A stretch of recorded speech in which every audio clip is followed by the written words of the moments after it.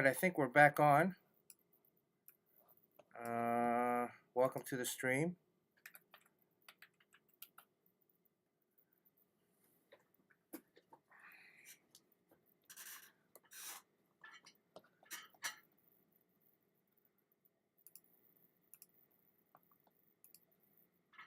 All right.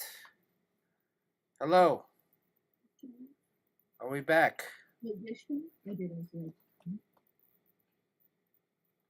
I think we're back.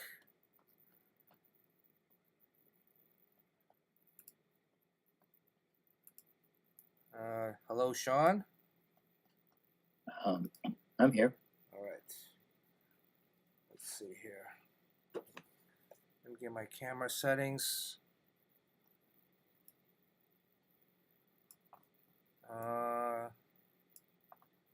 Can you see stuff? Everything looks like it's back online. Camera looks like it's a little bit better now too. And I didn't even do anything.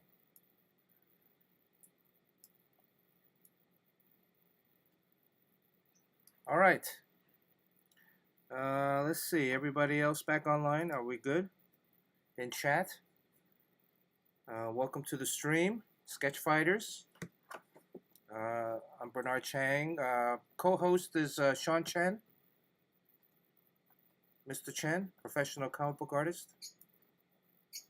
Are you? Oh, yeah. Discord. The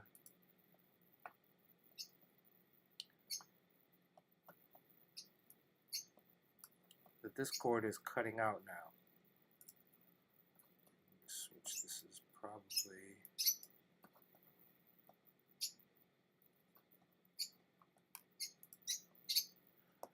All right. Looks like we're gonna have to go back to another form. I don't know why Discord continues to crash. It's been updated a few times. Do you guys have that issue with Discord? Sean? Oh, yeah. Yeah, my Discord keeps crashing. Yeah, okay. Same as last time.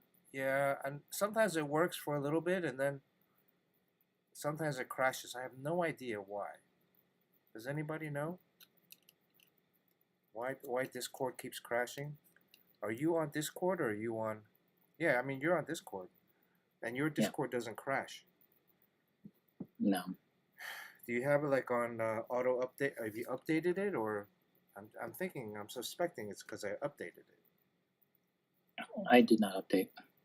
Yeah, I think it's probably that, and that this computer's maybe the OS on this computer is not as is not handling that as well. So, oh, I think Sean just. All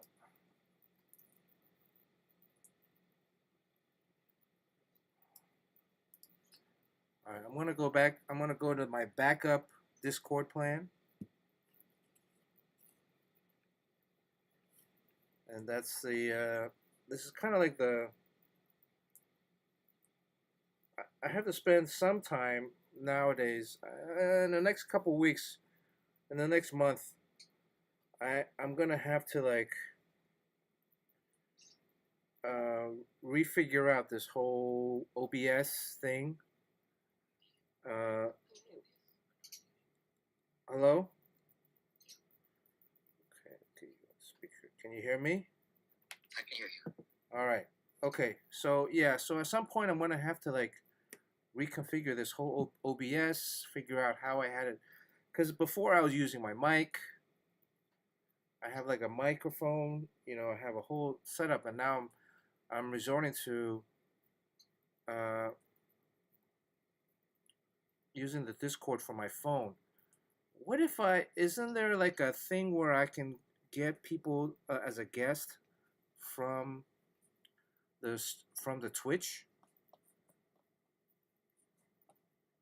They used to have like a co-host thing on. They had something new like a co-host on, so I can add one person. Well, this might be your second to last stream, so. Can you guys hear Sean? It might be the second to last free internet for everyone.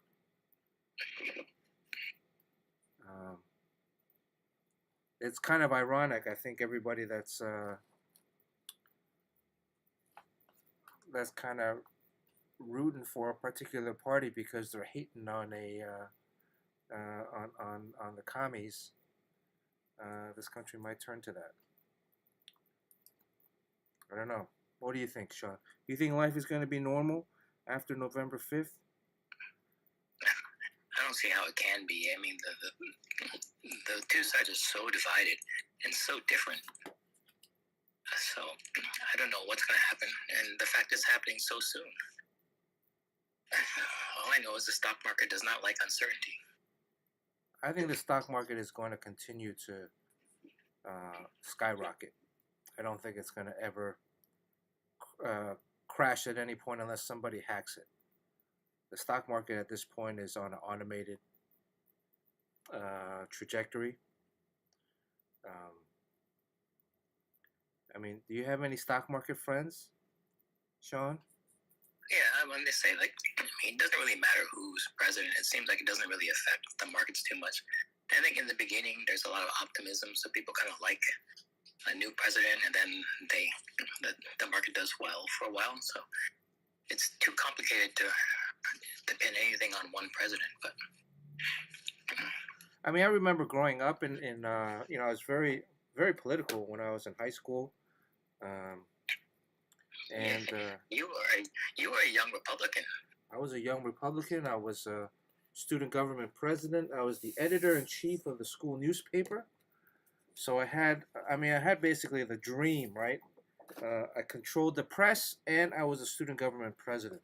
So I basically defined whatever narrative I wanted to spiel my senior year in high school. So, but yeah, even in high school, when I think it was the first Bush. Oh, that was '88. Yeah, first Bush. It's a big Bush guy. Big Reagan. Was big Reagan guy. And but now, I mean, I'm independent, but I mean, I don't think there's any doubt who I'm voting for. So. Oh, no Courtney tonight. No, Courtney. Hope you're feeling better, Courtney. Let's see. I'm gonna do a quick monkey print sketch and then get out of here. I got a big deadline I gotta hit by Thursday, so I still got a bunch of pages left. So they announced your new book, right? They announced it in. They announced all 3 new books at in New York. So it's gonna be a busy 2025. At least a busy February 2025. I have 3 books coming out, 3 number ones. I have my creator-owned book called Blood Train with Adam Glass. That's through a new imprint, a new publisher called Ninth Circle. And then I have 2 Marvel books. One is J. Michael Straczynski, Captain America. And then the other is a Power Man limited series, which will go on for 5 months. So what does that put me into? February, March, April, May, June. Puts me into summer. If there is a summer coming. Well, if we get past man, I doubt it'll be. Did you already vote, Sean, or you're gonna go vote on November 5th? Yeah, I'm gonna do it on the day. You're gonna brave the lines. I was thinking about that, but I'm thinking I might go vote early. There's a voting station here near where I live. You can already vote now, so that you don't have to wait in line. Where's your polling place? Oh, it's a few blocks away. It's the elementary school. But is it usually a long line, or? Yeah, there is. Yeah, but there's no early voting. I'm sure I can find it. I can find something. Yeah, I was a young Republican, all the way, and but early on too. Oh, look at this. Uh, Early on, I mean, I wasn't in high school. I wasn't even a citizen. Um, I didn't become a citizen until I was in my twenties, early 20s. I was a Canadian citizen, and So then did you really drop the Republican when you moved out to California no. So to work? when I became a citizen, a U.S. citizen, um, that was when I moved out to California. Initially to work at Disney, and part of the I mean, I've been living in America most of my life. Um, you know, I lived in Taiwan until I was 6, even though I was born in Canada. Um, and I figured, I mean, it's time. You know, I identified myself more as an American than a Canadian. Um, so, and at that time, I think you can only be one citizen. They didn't have dual citizenships. At least the U.S. didn't allow dual citizenship. Um, so I figured, oh, I'm going to become an American citizen, and then I've been working in the U.S. since I was 20. So, um, and when I became a citizen, initially registered as a Republican. So, um, part of my thinking back then, this was 96, 97, 96, 97, 96. Who was running for president then? 97, 98. There was it 98 that there was an election? I think there was an election. It was Bob Dole against Clinton. Oh, right, yeah. So I voted for Bob Dole.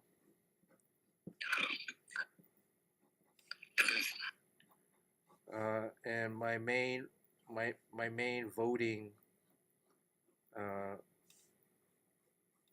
parameter at the time was I think Clinton was just getting past his uh, scandal with Monica Lewinsky, and that kind of turned me off a little bit.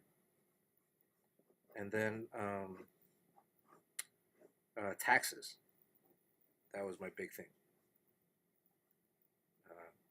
We made decent coin when we were at Valiant, and I felt like what I suspect a lot of people feel still, even today. You know, I work hard for my money, and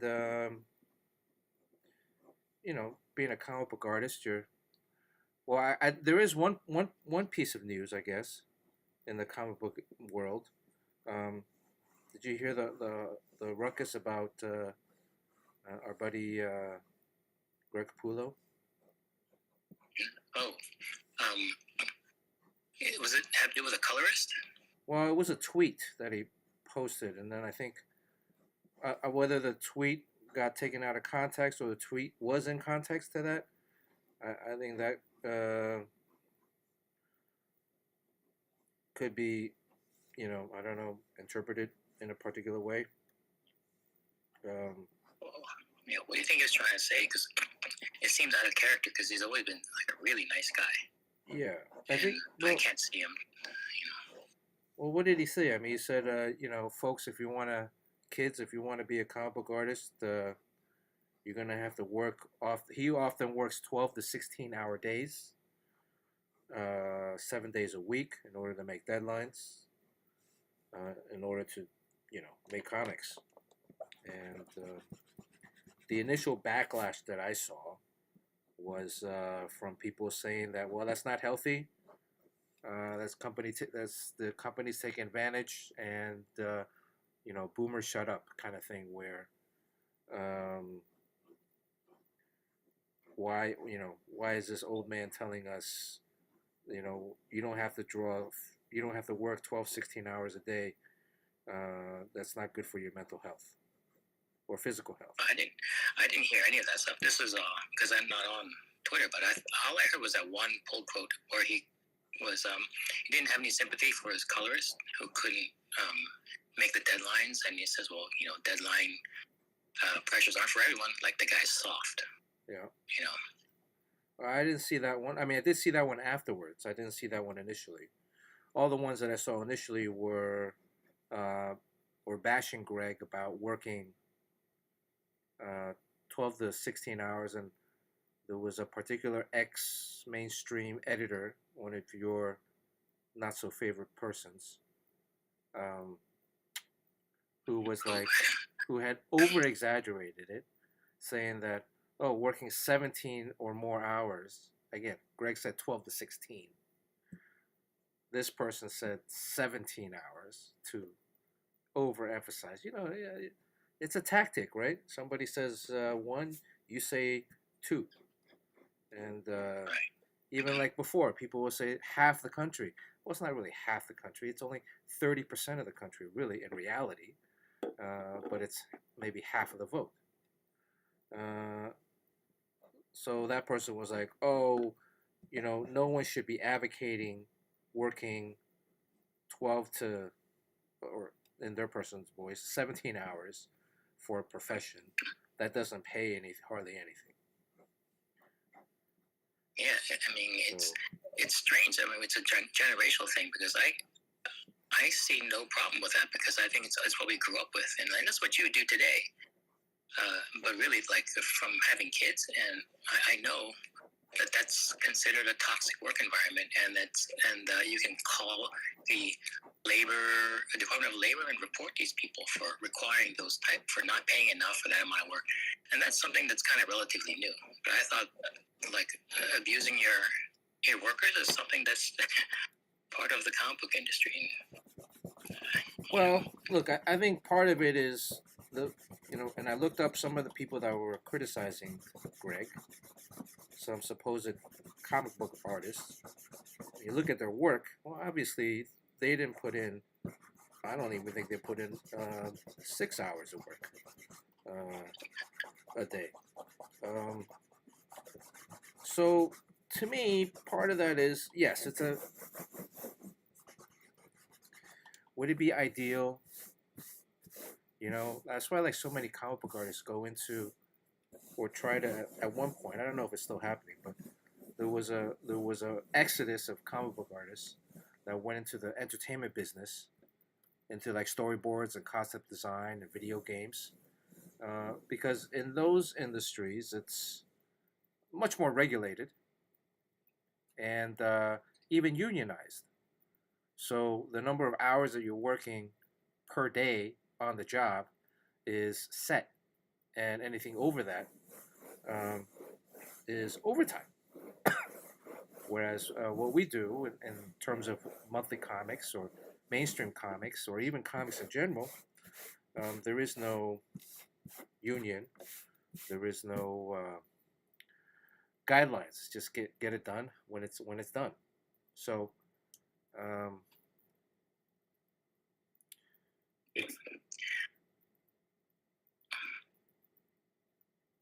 how does chat feel about that?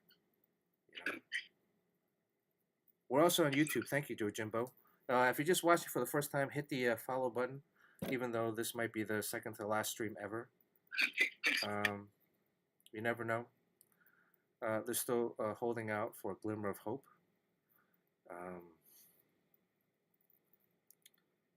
If you look at my run on Nova, you'll notice that I'm there for most of the May series, but there are other fill-in artists. One of the things that happens when a company doesn't pay the artist enough, a lot of times comic book art is all that a comic book artist can do quite often. We're kind of ineligible for so many other jobs. So we just moved into this house I'm in now, and then we needed to renovate our kitchen, and you price it out, and it was going to be like something crazy, like $25,000. This is the quotes we get from contractors, and I know I can do it for less than half of that. So it basically me working really hard, drawing comics, and then getting that paycheck and handing it directly to the contractor, and then some more. So just doing a quick cost benefit analysis, I say, well, I can't draw comics, but I can build this kitchen and I can save us a lot of money. And I like to draw comics, and I want to do a complete run for myself, for the fans, and just to stay on the shelves. But I couldn't justify it. So it was just better for me to do blue collar work, and I did that several times. And there's a lot of holes in my runs because I would just be off. I would put down this pencil and pick up a hammer and just do stuff that most people would just contract out to other people because you make more money than you would as a construction worker. And that's something that I never really thought about it, but that's Marvel's fault. If they don't pay enough, then I'm gonna have to go, and you'll lose me. Like there's a lot of artists gone off to do their own books. They're all working for video game companies and doing other things, and then you pretty much have to pick from whoever's left in the industry. Well, and sometimes people stay and they're really good, but a lot of times they're hiring people from overseas and people right out of college. I think I mean the overseas is definitely a factor. And then but drawing a monthly book, there are artists that do make a decent living. I think I make a decent living. Yeah, you're one of the rare ones. But like you told me that they have to make a special dispensation to handle you. And there's two tiers. I mean, there are really fantastic artists working for Marvel, and then there's some really cheap ones that are really bad. And your books are side by side on the shelves, but really you can't judge them with all as the same type of artist. Well, there's I think there's a different so there's I've been very fortunate in my career to be able to make most of my income just drawing comics. At some point, I was at Disney and was doing advertising work and video games. So there has been stints outside, but for the last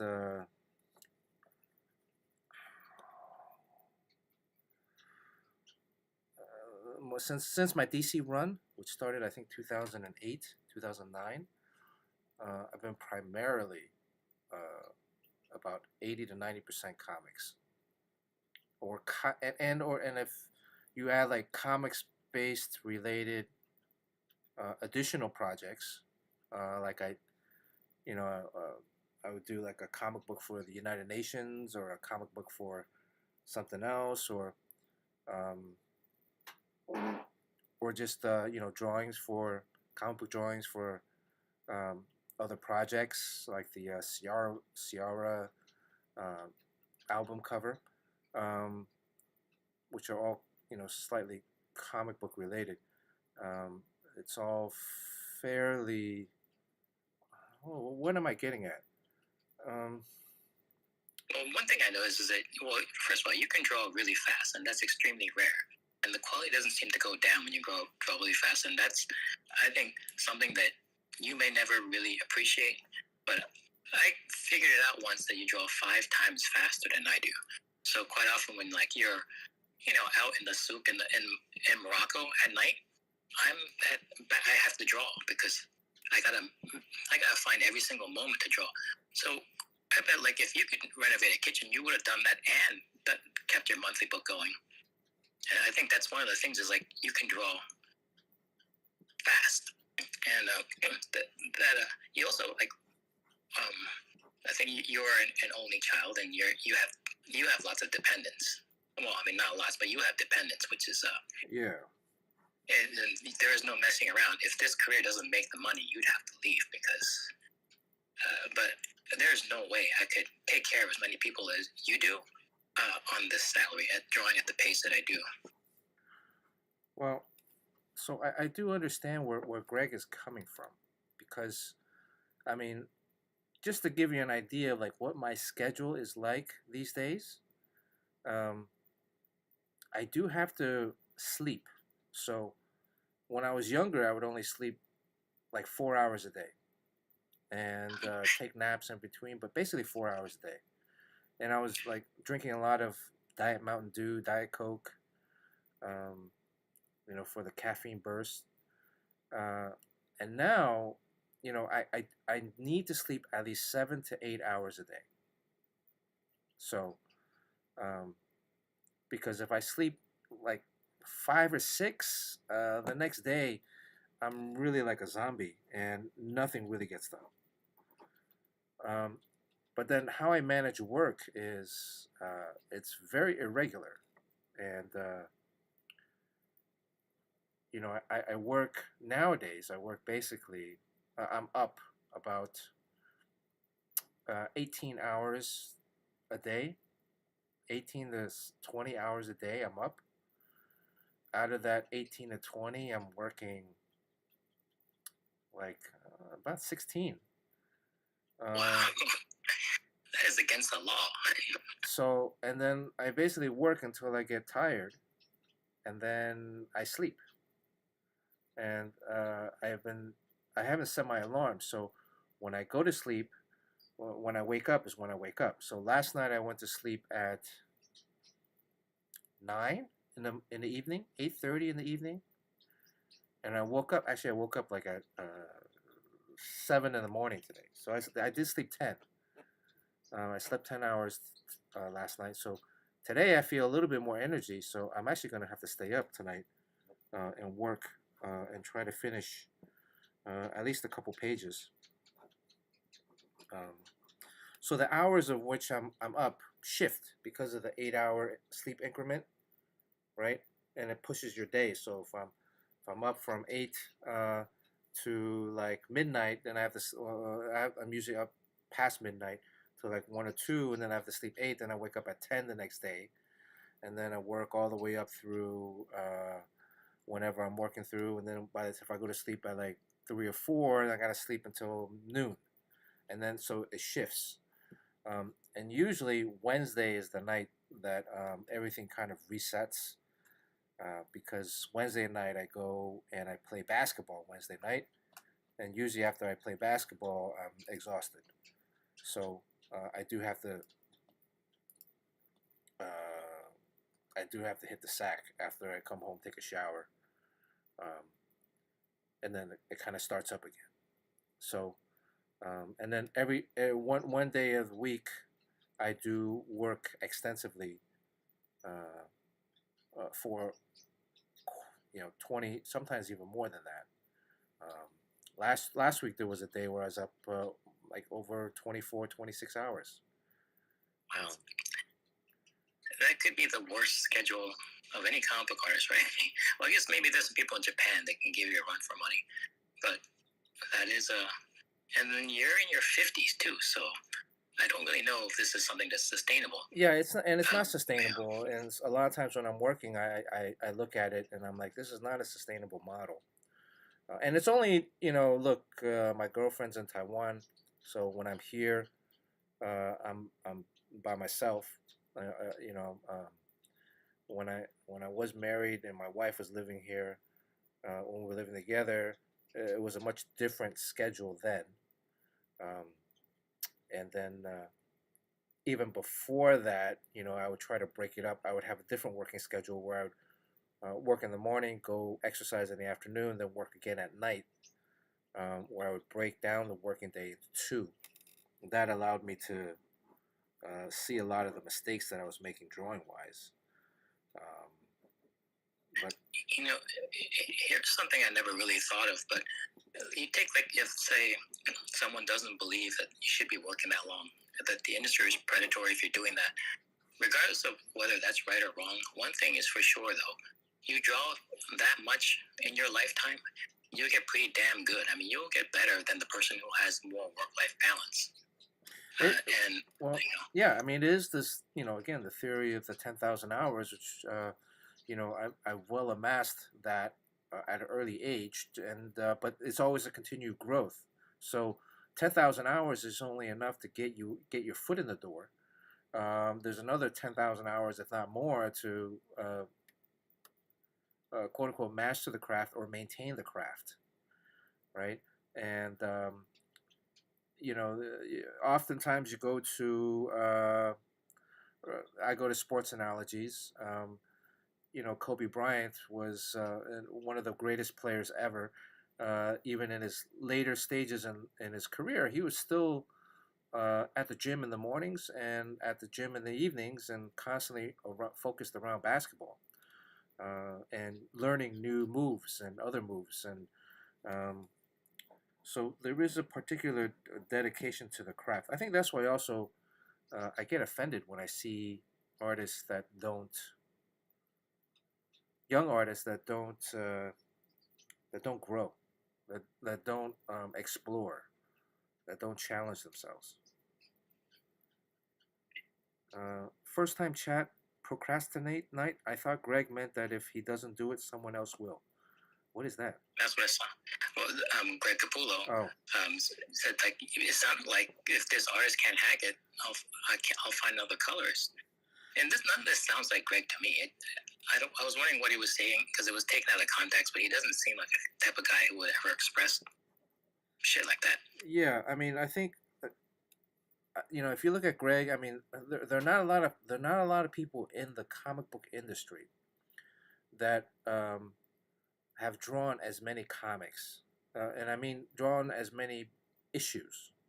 So Greg, when he was at DC drawing Batman, that was probably one of the longest runs in modern day on a book.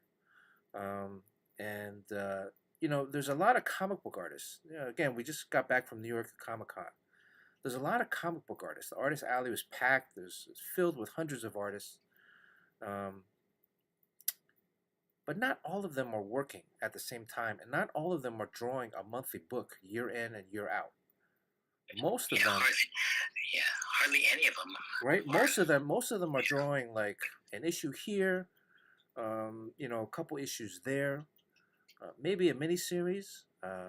So the amount of work, and even though you might recognize a particular artist's name, you might recognize some people's work, but they're not drawing a monthly book year in, year out. And that is a dying kind of craft in itself. I mean, Sean, when you and I started, the mentality was, or the business model was to get on a monthly book, right? To get on a monthly book, to build your name, to build your craft, and just to have your name in the stores every month. And then eventually, what would be the end result of that? I don't know. Moving on to bigger projects that had bigger pay, that had longer deadlines. I mean, the problem part of it is that, you're paid per book, per page per book. And so let's say if you double your page rate, well, if it takes you double the amount of time to draw it, you're still making the same amount of money, right? Unless also you count in royalties over the years, because of my body of work, especially particularly at DC and Marvel. You get like a little royalty check every now and then, every quarterly. So, way high. So how do you judge that though? In a way, there are inkers working on just as many issues as pencilers, right? And inking is a little bit different. I mean, I get mentally exhausted and burned out facing the blank page. An inker never faces a blank page. Yeah, and there's not that many inkers left, anyways. Too. Greg is one of the few guys that Greg is penciling. He's not penciling and inking. Sean's Evermind, you inked everything, right? Yeah. And I ink all my stuff now. I've done that. I've inked all my stuff since 08, 09. Part of that is just financially, you're getting a second rate. You're not just getting a pencil rate; you're getting the ink rate for um, not that much more amount of work. Because, but the main reason is you don't want people messing up your work. So that used to piss you off. well, that would be So another much. issue because you're spending, if you're spending like a day drawing something, well, the inker is not going to spend a day inking it, and the colorist is not going to spend a day coloring it, right? Because economics wise, financially wise, the inker gets his rate is about half of the penciler rate, give or take a little bit, but it's generally about half, if not less. And the colorist rate is 2/3 of that, right? So, in order to make the same amount of money, the inker will have to do, 1.5, two pages a day, sometimes three. A colorist is the same. They got to color like 2 or 3 pages a day. Scott Hanna does five of my pages a day. Who? Scott Hanna. Oh, Scott Hanna. No, he's an inker. Oh yeah, I mean he inks 5 pages a day. Yeah. That I did. It takes me 2 or 3 days to do 1 page, and he'll ink 5 in 1 day. Oh yeah, and you'll see the difference in that though, right, Sean? I mean, well, I do, but I think the average reader and editors don't really. Well, the think editors it's any. again, the editor's concern is getting the book done on time. That's the primary. That's the primary.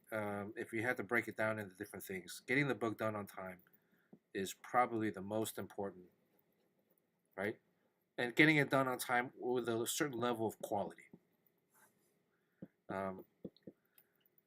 So, without hearing a lot about his mouth, it's hard to understand the context. But some people are taking it as throwing shade, as some people are not cut out for it. However, the colorist isn't getting paid as much as him, and the book is 3 months late. Can't wait around. An inker can work on cruise control if they're good. Some inkers that can draw prefer to ink when pay was better because they don't have to struggle to draw a page. With better scanning options, digital art inking is dying. Yeah, and that's the key too. Is like since I'm obviously drawing on pencil, on paper, but most of the stuff I'm drawing nowadays, comic books wise, is on the iPad. So the iPad, what's the difference with me inking and penciling? It's the same thing, really. I can come up with a cleaner line. Not for me. No, I mean, but it's part of it is I keep pushing you. You gotta.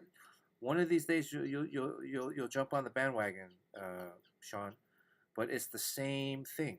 It's the same concept. If I'm drawing a clean line with a pencil, what is the difference with drawing a clean line on an iPad? And I have multiple layers on iPad, so all this rough stuff is on very, very on different layers. I often have like 3, 4, 5, 6 different layers of rough of sketchy line. The back drawing, all this stuff, and then I'll go in with a cleaner line because what I'll do if I was going to pencil this, I would not send this drawing to an inker. Would you send this drawing to an inker? Well, that looks like Greg Capullo's drawings. He sends to an inker. It's too much to interpret at some point, like in terms of the mouth. No, I don't. I mean, if you look at Greg's stuff, it's probably closer to something like this, right? This is probably closest to more of a finished pencils.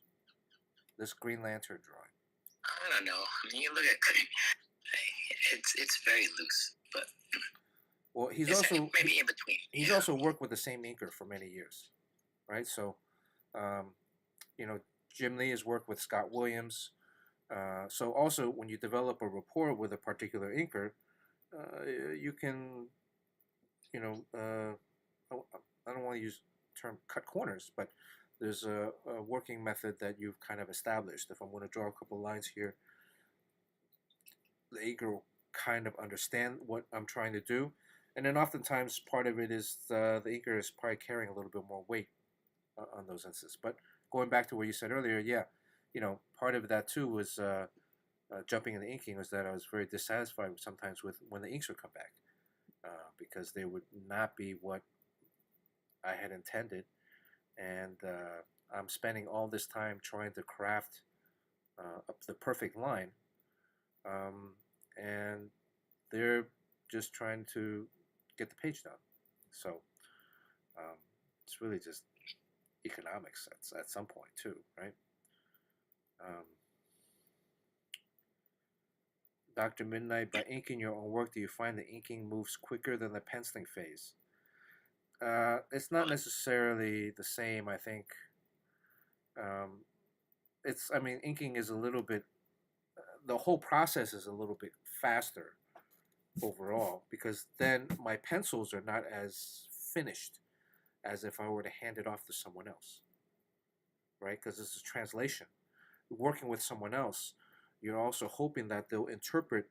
You know, I have right now. I have 3 lines on this chest. On this, just this one stroke, I have 3 lines. If you look at that, on this M on the logo for Monkey Prints, right? If you were the inker and you saw this, well, which one would you choose?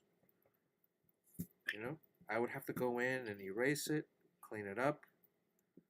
If I want to put any kind of shadow on it to create like a bevel, 3-dimensional, you know, I have to make sure that I'm cutting that. And I have to clean. Let's see if I want to have to go into full pencils on this M.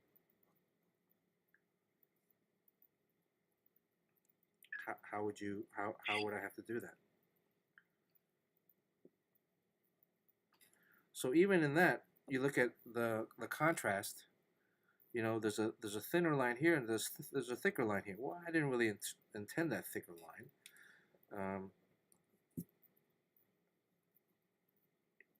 So how many times have I redrawn this line now? You know, I've erased it. I've kind of gone over it a few times. Yeah, this is bringing back nightmares of when we used to work with inkers. Yeah, that was. I just haven't done it in a long time, but I forgot about how bad it was when you have to pencil for an inker. Right, and that's, you know, and it's again based if you've worked with a guy before, you develop a rapport. Okay, then they can kind of understand what I'm trying to go for.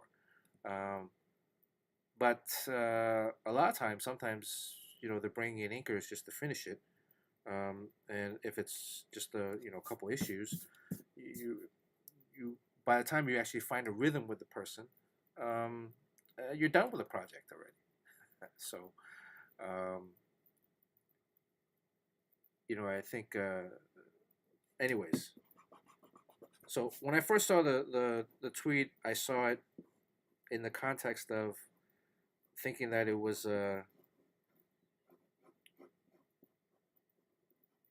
comment intended for young artists or people looking to break into the business. Right. Well, we had that discussion before about the you know, comics broke me thing, that there was like a generational fight between new artists and old artists. Yeah. The same issue. You know, what was for me inspiring about New York was I got to meet a handful of young artists that were just getting their feet wet in the business and or starting out. Some of them had submitted their portfolios to Marvel and DC. Some of them had gotten callbacks, and one of them was already working. And looking at their work, where they're at in terms of their work, you know, kind of in contrast or comparison to where I was at, Sean, you and I were at when we were around that age, just getting our first few issues in. But also just going to a convention and seeing that there are still young artists that are looking to break in, and then looking across the aisle, seeing you know, some of the next generation of artists. You know, there's the upper tier. I should even say upper tier is not even a good. There's some more popular guys or guys and girls. You know, obviously like Jorge Jimenez and Dan Mora have really kind of taken the mantle at DC, along with I think Bruno Redondo. Those 3 guys have really kind of positioned themselves as the main DC guys, main DC artists. I mean, Javier Fernandez, Belen Ortega, are a couple more artists that come to mind when you talk kindly. You talk about DC that are getting consistent work. Um, it's interesting and it's inspiring, but it's also at some point um, when you then take a moment and then you look in the mirror and you realize that you know there are more days behind you than there are ahead, and you wonder, or I wonder, how much longer, um, you know, am I able to maintain this pace? Because it's grueling. It's a lot. It's grueling. It's a lot. Yeah. And if you're not drawing, you're not making money. So sometimes I think about, man, I want to go and open a restaurant. You know? Well, there's other things you can do other than that. Well, But you know, it's like opening a restaurant or something. Look, it's still a lot of work opening a restaurant. yeah, I mean, yeah, you I gotta think- get, I you gotta think it's wake a up lot of work. early. You gotta, depending on the rest kind of food, but you know, you gotta go there and you gotta prep, you gotta clean. Not only do you have to work, you have the customer relationship. You know, you gotta deal with people. Um, What about just sliding over into the games industry? yeah, possibly. I mean, I'm working on other stuff, but it is at some point. And then you know, you watch football and you look at like Aaron Rodgers, or you look at like more kind of seasoned older players, and you know, at times the writing's kind of on the wall a little bit. Yeah, they have short careers, very short. Way high. Which career would you guys look into if you weren't a comic creator? I can't imagine doing anything other than I still love this, but I think you can use all of your skills. I think you would really kill in the games industry and do it like Eric Canetti does. You collect a fat paycheck and you'll determine the look of a video game, and then you'll be doing spot illustrations rather than the tedious storytelling on a deadline month after month. I thought about like at some points, maybe possibly going back to like Imagineering, or you know, when I moved out to LA, I started at Disney Interactive, and I was a senior artist for Disney Interactive, designing video games, characters, environments, and then I transitioned to Imagineering as a concept designer. And I often think about that at times. Sometimes I even dream about it. It's kind of weird. I don't know if I can go back to a 9 to 5 kind of position. It's that lifestyle is. Look, if I had to, I could. If I had a preference, I might not want to. Come on out. I mean, what would you do, Sean? I think Sean would be racing motorcycles. No. Or Sean would be doing like home renovations and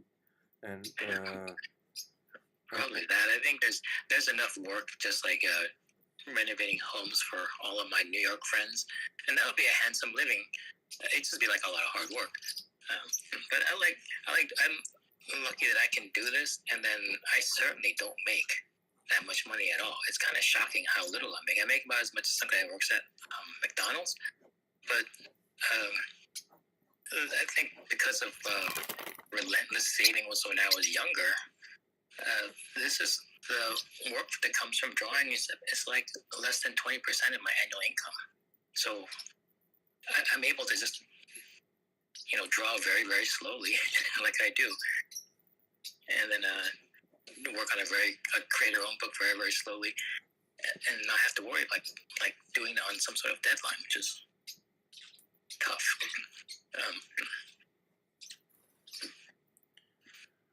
Yeah, so I mean, what would I? I would probably be coaching basketball. Before I moved out to LA to work at Disney, I was hired as the head coach at Pratt. So um, I even met Pat Riley with the Miami Heat. I went down to Miami.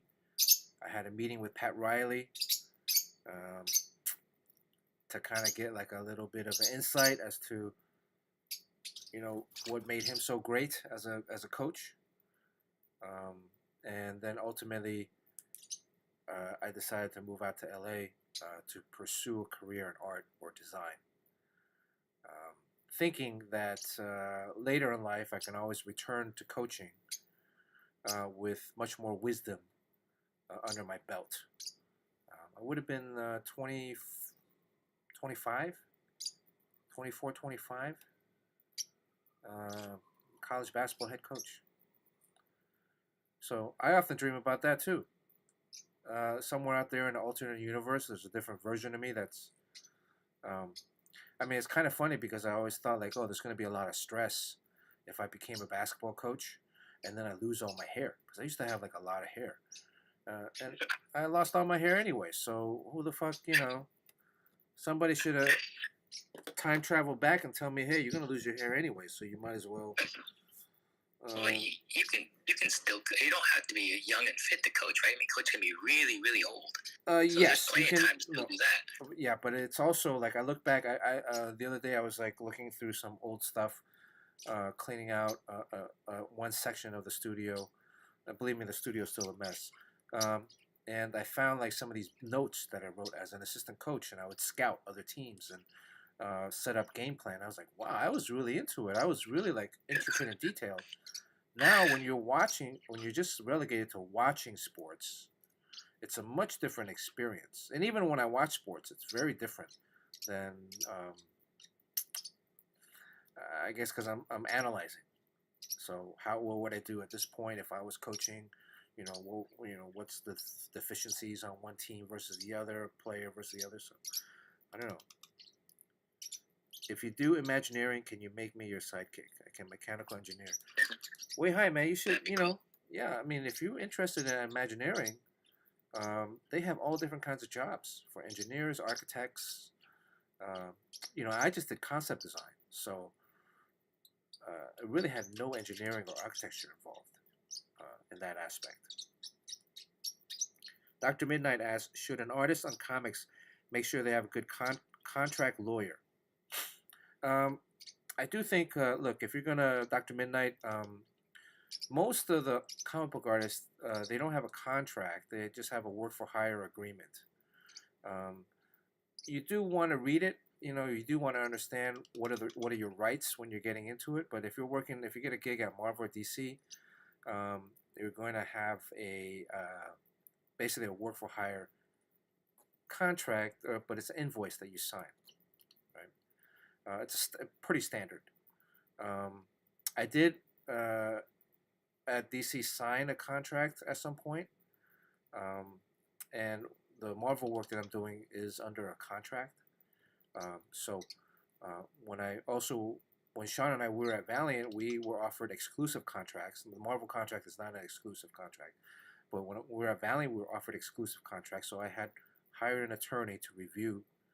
Actually, I hired a literary attorney. And he reviewed the contract for me, broke down all the terms and what they meant.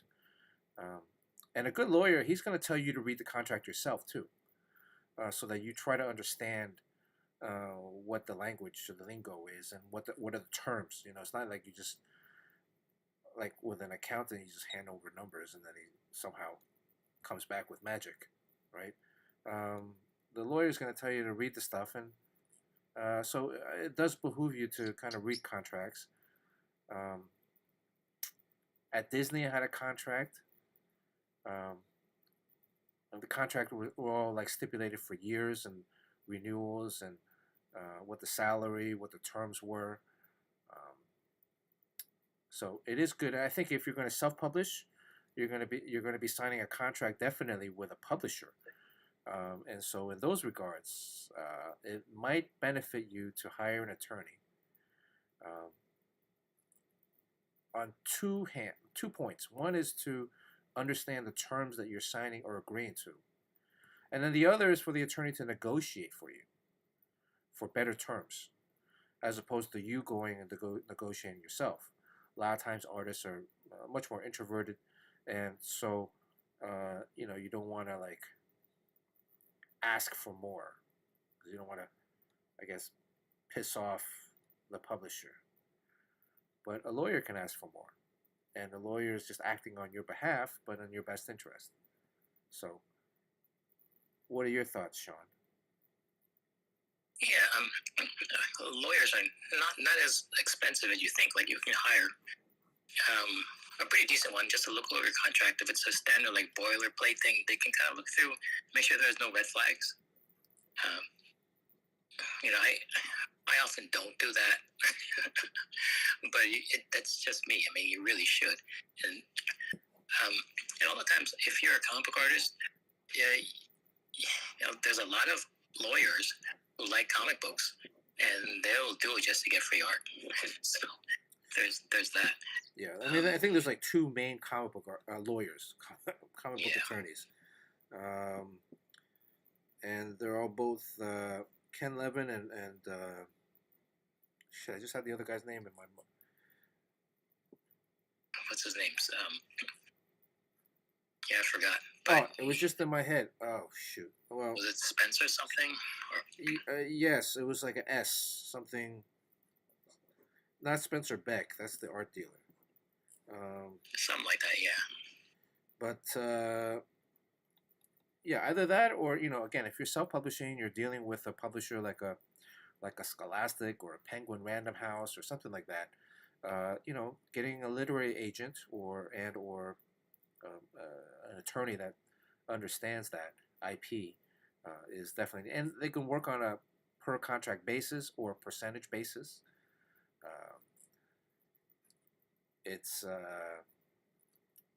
It would be beneficial in the long term, especially if you're dealing with IP, because you want to make sure that your rights are protected, your interests are protected, and at the end of the day, there's still some risk. I don't think anything is kind of bulletproof, especially what they generally say, like if your first project,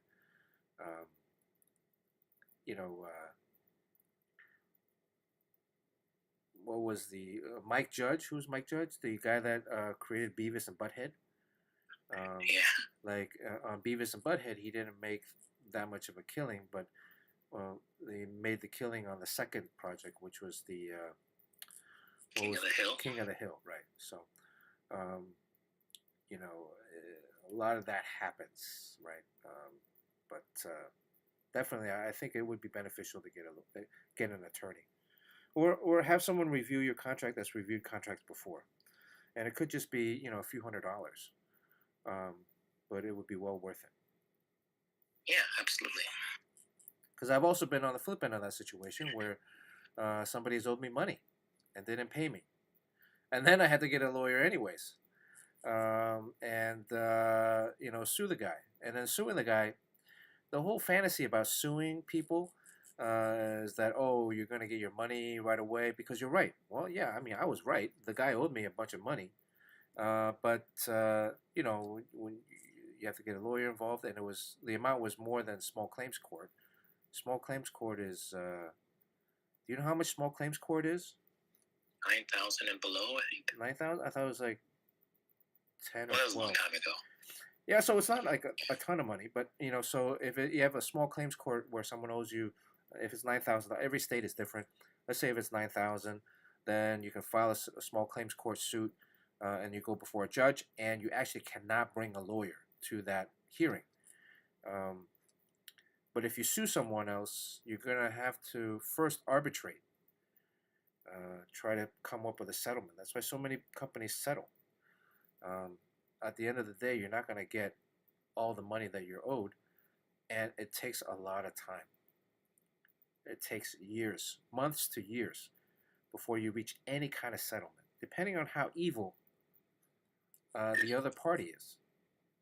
And this is what irks me so much about who's running for president, is that if you lived in New York area, you know that this person would hire contractors, and then when the work was done, he would claim that the work was not good enough and not pay the contractors. And these are small mom and pop shops. And the small mom and pop shops, well, they had to hire an attorney, and then this guy has a ton of attorneys and basically bankrupts the mom and pop shops just to get their money and say, I take pennies on the dollar, or you can try to sue me, and then you're going to run out of business. How can anybody like that be the president? I mean, just how can anybody like that be the president of the United States? When you say, look, I'm not going to pay you. You can try to sue me and get your money, but I have more lawyers than you, and you try to sue me, I'm going to take you down. So accept the pennies on the dollar.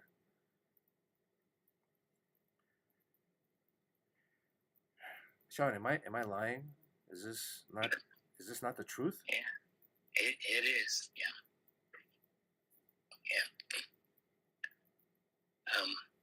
Yeah, sometimes the only recourse you have is to drag the company's name through the dirt that did you wrong. So I will say, Heavy Metal Magazine did not pay me. And well, they had the, look, nowadays we also have the power of social media, so there is a little bit of a chance for the small guy. But man, this conversation has gone like meandering all the way through. Where did we start off from? What was the beginning? Greg Capullo. Well, before Greg Capullo, we had something else too. To talk about? James Crow said we should talk about the Dwayne Wade statue. Yes, that was horrible. They're trying to really, double down now. And I mean, the thing is, like, again, even a project like that, the Dwayne Wade statue. Do you know what I'm talking about, Sean? I saw what you posted. I'm not that familiar with that. What happened? Let me pull this up. Dwayne Wade statue. So the statue doesn't have a good likeness or something, because that's a very common problem. Oh, it looks nothing like him. It looks more like Lawrence Fishburne. Than Dwayne Wade. It's really hard to get a likeness. It's a real. There's like very few people who can actually get a. And the thing is, you can scan their faces these days. Yeah, I mean, the thing is, I think they did it old school style, right? Where they did the clay model. Here's pulling up a little. Yeah, I think you sculpt in wax, and then you cover it in clay, and then you do the lost wax. You melt the wax out, and then you pour metal into it, and then you have the statue. And that's a real art form. Like, I do a lot of sculpting. It's extremely difficult. So a lot of times sculptures just turn out pretty bad. Okay. Well, there's and also there's there's like likeness or there's caricatures, right? So sometimes if you brought out something about a person, like a nose or a chin or a cheek or a hair, usually it's hair, that caricature of that particular feature then makes it seem more like the person that you're supposed to represent, right? So here is Dwayne Wade. If you can see this. Let me show Dwayne Wade, Miami Heat. Well,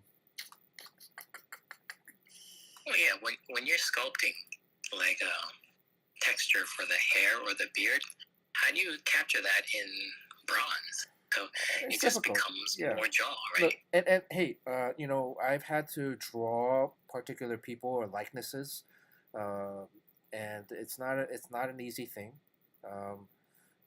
especially because sometimes you're given like reference pictures, but when people's mouths move, when they're overly expressive or they're angry, facial features change and it makes the person look different. But because we've seen pictures and videos of that person, we recognize who that is. But when it's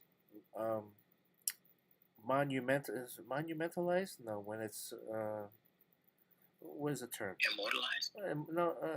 Immortalized, or it's captured in one single image. There can be. So, anyways, Dwayne Wade has a very roundish face. But this is the. Let's see if this is. You can see this.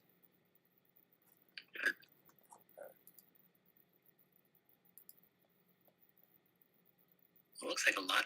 The other parts are really good, like the neck and the cloth, the muscles. Yeah, but that, I mean, that's the that's the easiest. I mean, because we're not looking, again, we're humans, so it's like you see something and then can you see this? Yeah, his sculpture looks a lot older than him. Yeah, it looks like an Asian dude. It looks like my grandpa, almost. We want to. It's not coming up. Anyways, yeah, it just looks nothing like the guy. Even though, like here in this picture, he has a beard. Dwayne Wade does. The moment that they're capturing, he actually didn't have a beard at that time. But he does have this jawline that kind of like, like the jaw cheeks do kind of like stick out a little bit. Here's probably a better. You can see that.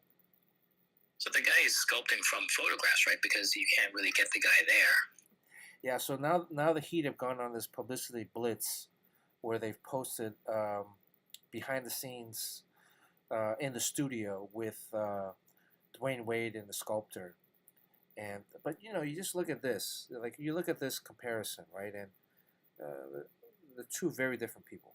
And I get that Dwayne Wade has this jaw, the back jaw does puff out, but in that expression, in that particular pose, I mean, there's picture references for the guy, and the guy also could have gone and they could have done a 3D kind of scan of him, but yeah, it's just now this. I wouldn't. That's not an enviable job. I would not take that job just because of the high failure probability. This sculptor has done a lot of other sculptures before, and some of them have been quite good. They did the Jerry West sculpture. They did the Michael Jordan.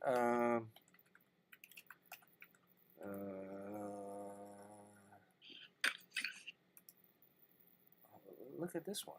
He's done. I mean, I don't think you know Jerry West, but this looks pretty close to Jerry West. And but this was also done like years ago. So maybe he got old. Well, yeah, he did get old. Yeah. He had a stroke and then kept on working. Well, I think he got old, and then he hired new people, and then the new artists, they don't work 12 to 16 hours a day, a day, 7 days a week. They're working like the 6 or 8, because their mental health is more important. But I mean, this is Jerry West. Let me find a picture of Jerry West. This is outside my house on the Staples Center. Have the Yankees won or have they lost? I don't hear any rioting outside. By the way, all the buildings in my neighborhood, they actually have fencing up on the street now. And I was driving around. I went to do an errand today. I was like, why do they have fencing around? I'm looking up, like, are they like, are they cleaning the walls so they want shit to fall on people on the sidewalk? Are they like Formula One's coming to town, right? And then I'm thinking, fucking Dodgers and Yankees. Last time the Dodgers won in 2020, there was a huge riot downtown. They tagged up and smashed all the windows, and the Dodgers don't even play downtown. Anyways, now I'm going off on another rant. But this looked like Jerry West. So it's his interns that did it. Well, yeah. I mean, look, this is Jerry West. This is Jerry West when he was a young stud. Look at that. That looks like him. That looks like him. Anyways. He also, the same statue, the sculptor, recently did the new Kobe Bryant statue outside of Staples Center. The new one. And it's also not that good. Here it is. Is this age-related regression? I do think it is. There is some, or either it's age related. Either it's regression of his skill set, or it's the people that underneath. Because look, it's not him doing the sculpture, right? This is a major studio. This is a major. I mean, they have multiple projects, so he has other people working with him. In an article, he lists another sculptor that he worked with. So he's trying to throw the other guy under the bus. But it could be the other guy. I mean, I think. Look, does Calvin Klein design everything in those line? Did Andy Warhol do every single painting? No, Andy Warhol didn't do hardly any of his paintings. He had his art people, his interns, and then he'd come here and say, put more red here, put more blue there. And then he'd sign his name at the bottom. I'm assuming that this is what this guy does. Right? So if you look at this Kobe Bryant, the face is not bad. The face on this Kobe Bryant is not bad. But it's the overall pose of the figure, the legs and the arm. The arm is like way too long. If you look at this, look at the length of the arm. It's like the length of the leg. It's probably working from a photograph that has parallax and lens issues that they don't compensate for. Now, I don't know if they meant it as because the statue here's the statue outside of Staples Center, right? Because the statue is on a pedestal, and most people, when they're looking at it, they have to look up at it, right? Yeah, so that's ridiculous, though. But like the artist compensated for the viewing angle. Yeah, so it could be. I mean, that would be my only argument. Is like they're trying to compensate for the viewing angle to show the extension of the arm all the way, but the arm is like the length of the leg. It's like way too. You know, it's like cut and paste, right? See, that happens when if you were taking a picture with a long lens, and you would do that because it's a sporting event, you can't get out onto the field. There was some guy off to the side with a super long lens, and the long lens always has a problem with perspective. And you know, like when they used to make fun of Donald Trump for having small hands, it's basically someone on Clinton's side saying, let's try to make fun of him. Look at his small hands. But what they don't realize is it's a long lens camera, and when he puts his hand close to the camera, it looks smaller. And you know, they ran with that, but he has normal sized hands. And I don't know. People get fooled all the time. I don't know. I'm not gonna. I don't believe that.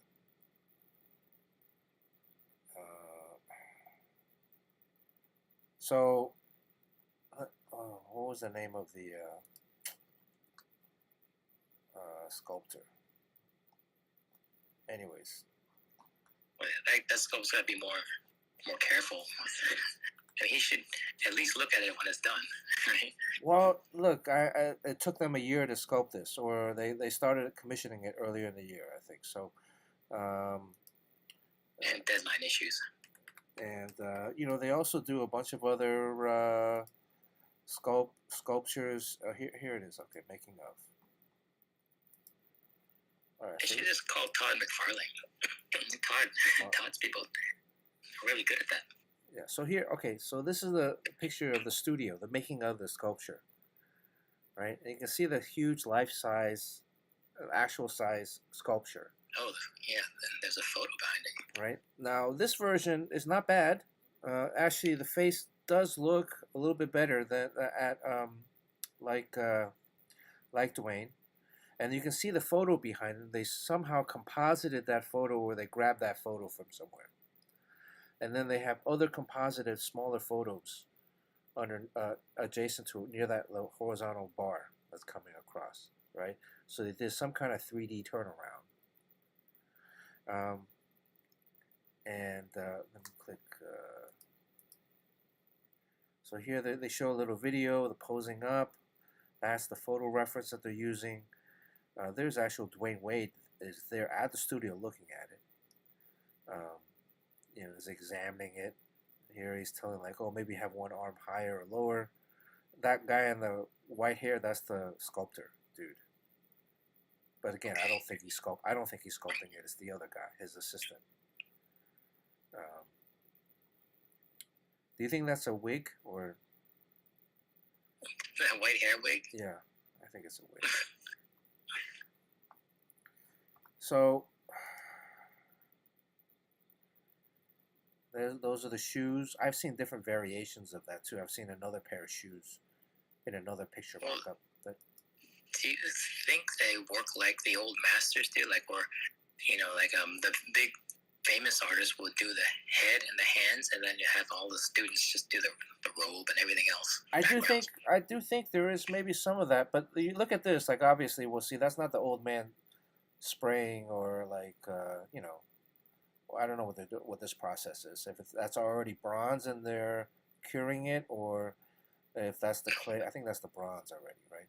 They've already casted it. Well, I mean, if he's throwing a fire at it, it's the wax. So a lot of times, it's like sculpting marks and stuff. They'll soften when you slightly melt it. It becomes more realistic. Oh, okay. So they're doing this on the clay model, or this is the bronze? Wax. It's all sculpted with really hard wax. Yeah. Okay, and then the next stage after this is the bronze. Yeah, they pack it in clay, and then they heat up the clay. When you heat up the hardened clay, all the wax pours out. Okay. Leaving a cavity, and then you pour bronze into it. I also have problem with the pose. Like the pose, like you look at his legs, it's like it's not very dynamic. Yeah. Like his legs are out, and they're like out like this, and they're kind of semi bent, and actually, if you look at, there's a side picture where his ass is kind of sticking out, and so he's kind of like.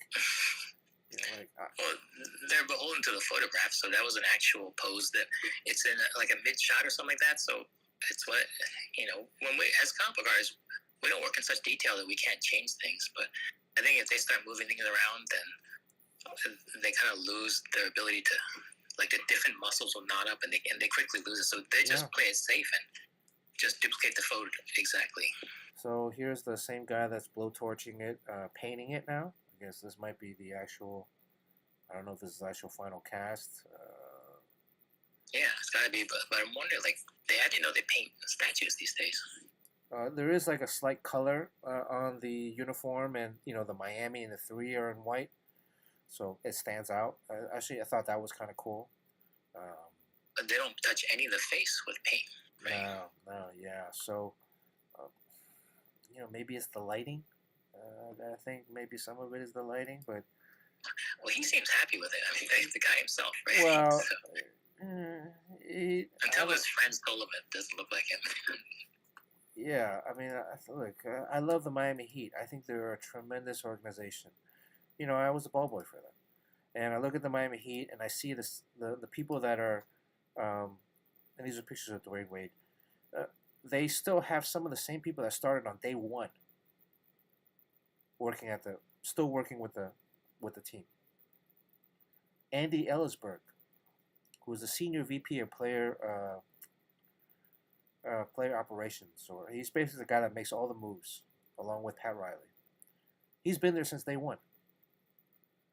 There are Tony Fiorentino, Ron Rothstein. Ron Rothstein was the head coach. He actually wrote a letter of recommendation for me for college. It was a tremendous letter. I read it the other day. I was like, wow. You were going to work for, to do like a baseball camp with, what was it name, Grant Long or something like that? Oh, Grant Long. No, I used to help Tony run the summer camps for Grant Long. So during the summer, I'd go back and I was the assistant camp director. So I'd help them run the day-to-day operations. And you're really into basketball. But let me find this studio, because in the studio they have pictures also where the head is Dwayne Wade statue studio. Maybe you can get into that. I think you were pretty good at sculpting when you sculpted a couple of things. You sculpted Tom Lee Edwards' head, and I thought you picked it up pretty fast. And I think for someone who doesn't really do that, I think you can actually, because of your drawing ability, there's sort of like a time already served in terms of getting up to speed. Yeah, I mean, part of that is, I think, really, understanding three-dimensionality in the form. So this is the studio that actually created. So they've actually done a lot of really famous sports statues. Some of them, a good amount of them, have actually been pretty good. Some of them have been a little, So, but some of them were like, yo, that's that's so. I got to think like, how much do you think they get paid to do one of these things? But it's very expensive. So that's why I think you should get into that because there's a lot of money in it. Like $1 million per? I don't know about that much, but yeah, it's. What did you think of? You saw the Bruce Lee statue, right? Yeah, that one was okay. I wonder if they did the Bruce Lee one. Hold on, let me see. So this is the they can't. I mean, I don't think it's him. See, they even did look at this. They did there's a cutout. Here's a picture of. So they had the head, right? Obviously, pulled out. There's Dwayne, staring at him. But even in that variation, it doesn't look like him.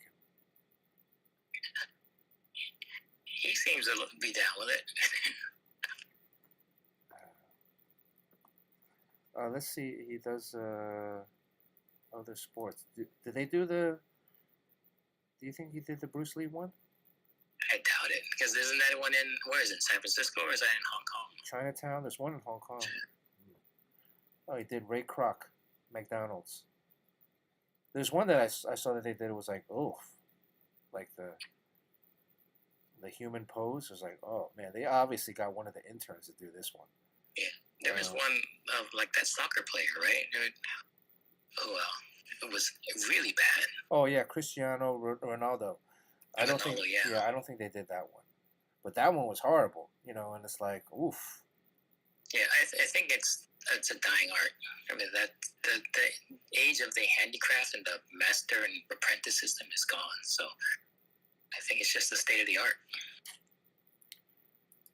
Where's the one that I saw that was like, man, this one is like, I would sue him if he. No, the Ronaldo one was people were making fun of that for a long time because it was so bad. Yeah, I wonder if that one's still up.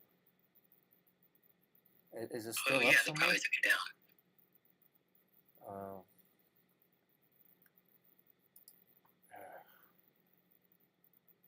Anyways. Yeah, but I wouldn't touch that career though. Personally, there's just no way you can win. Like, how much would you You make this and then you get paid for that. I mean, I wonder if you can make like little toys and then get, little statue figurines and get paid for that too. Oh, this one. I think this was the one. It's not as hard as you think to sculpt because you're sculpting in soft wax. Yeah. So that stuff it's so easy to carve, and then it becomes bronze later on. So. Anyways, yeah, there was one that I was like, whoa. And obviously, I think that, they don't have these pictures up anymore. I wonder if they took them down. Like this one, the Ryan Sandberg one. This one is like, dude, this guy's on steroids, kind of. You see, Mark Zuckerberg had a statue made of his wife as a Greek goddess. Oh, really? Yeah, it's kind of creepy, but. All right. We should do that. We should make life-size sculptures ourselves, just because I think we can do a really good job of it. Except that why would there be a life-size statue of any of us? How do they get paid? I think it'd be funny. So toy sculptors, you said they get paid per inch. Yeah, it was like $1,000. It was $1,000 per inch. $1,000 per inch. So that statue is like what? Let's say 8 feet. Yeah. So what's the math on that? What's the math? 12 times 8 is. Oh God. My brain is gonna explode. Somebody in chat, what's 12 times 8? Why is it even 12? Oh, let's say it's 8 feet high. Well, it's not life size? It's bigger than life. Oh. I think it's bigger. Okay. Dwayne Wade's 6'4". I think they made it bigger than life. 96. So 96,000? 100,000? So gotta be more. Not that much. It's gotta be more than that. And because the toys usually just go to Walmart and kids buy them, so a bronze statue is there for in perpetuity. Yeah. You know, there's a guy trying to get a Spider-Man statue made to put in my neighborhood of Forest Hills, and that's been a battle going on for like over 10 years now. I seen the statue. It looks really good. The model. There's a Wonder Woman statue outside of Warner Brothers. It's pretty good. There's a Batman statue in Burbank. So Yeah, ten that looks four, good. bottom of the eighth. Looks like the Yankees are gonna win. So no riot tonight. Thank you. I do thinking about it. I do think like last time the Dodgers won the series, was it in L.A. or was it at the other place? Can somebody look that up? Because I'm wondering, like, is it better that they win in New York because everybody's at home watching, or is it better that they win in, or is it worse that they win in L.A. and that everybody's out in L.A. and then they're gonna drive downtown? I wonder, and I wonder why they come downtown. The Dodgers and have nothing to do with downtown. It's just that there's a lot of buildings here that they can fuck up. Jeez. All right, let's get out of here. I gotta get back to work. Hey, you'd be proud to hear that your boy Travis really killed it on Portfolio Day. I think surprisingly, I was not prepared for that. Yeah. How many people? Well, we'll talk about it offline. But Yeah. but I'm curious to hear what happened. So Yeah. all right. Let's raid somebody. Who should we raid? By the way, I did find that comic book from last week. The one you were gonna give away. Shit. Yeah. Oh fuck. Here it is. This is the Nice House by the Sea, as a DC Vertigo, and then the New York Comic Con. Although, unfortunately, who won it? Golf Boy. I just noticed this. Golf Boy Butthead bit the cover. Oh my god. He took 2 bites out of the cover. You see that? That's what his bites look like? Yeah, it bit right there. I didn't see it. Sorry about that. Look at this. Otherwise, it's like a 9.8. Oh, wow. How clean it is. I kept it, really nice condition. Oh, man, that thing is worth quite a bit. 9.4, 9.5, maybe. I don't know. 9.4. A bird took 2 huge bites out of the cover. You get a Sharpie, blacken it in. Touch it. Yeah. Battle damaged. Kevin P. West. It's bird damaged. Butthead. Yeah. Butthead, come here. Maybe you can work a signature into it or something. Come here. Oh, Butthead flew away. Did you see that? Okay. He doesn't want to take responsibility for his own actions.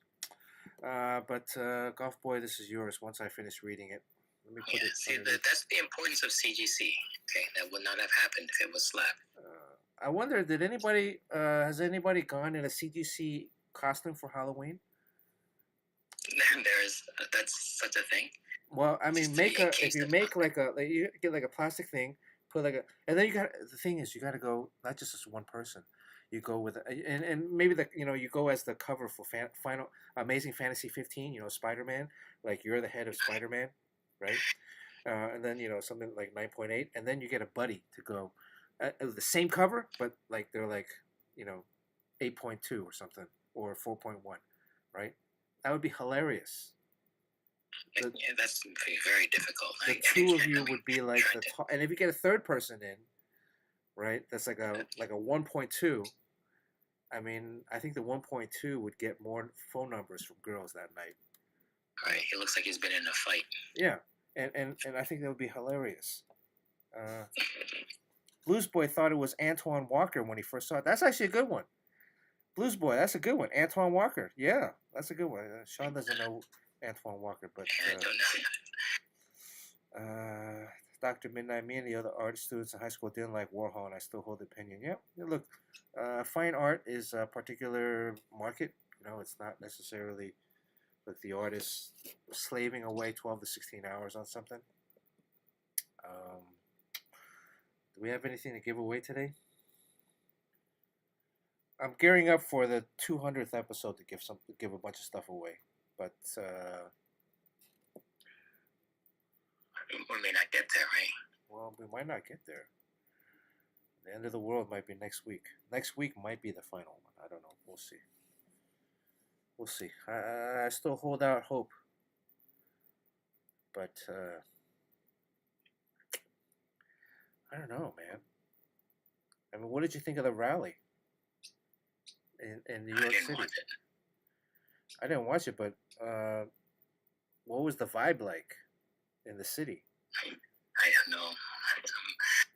I'm not there.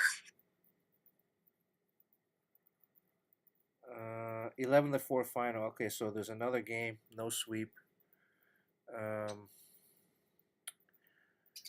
Maybe there's a silent third-party vote.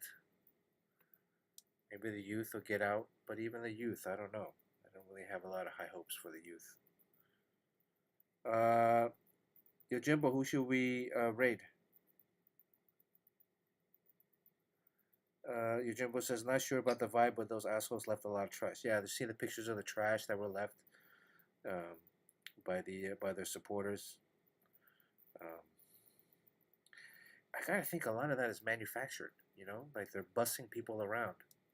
Anything that they say the other party's doing, they're actually doing themselves. Because that's also his MO. So, Fletch just said he landed. He just landed on the airport, on the tarmac. Okay, so KKO Art. Let's raid KKO Art. Sean, any last words? No, just get out and vote. Very important. Get out and vote. All right, let's raid. Thank you guys for watching. Let me write in this. Can you spell it for me? CCA what? Oh, here it is. KO Art. All right. Yeah, Twitch may not be around for that much longer, actually. So. Really? Yeah, they're in a lot of layoffs. So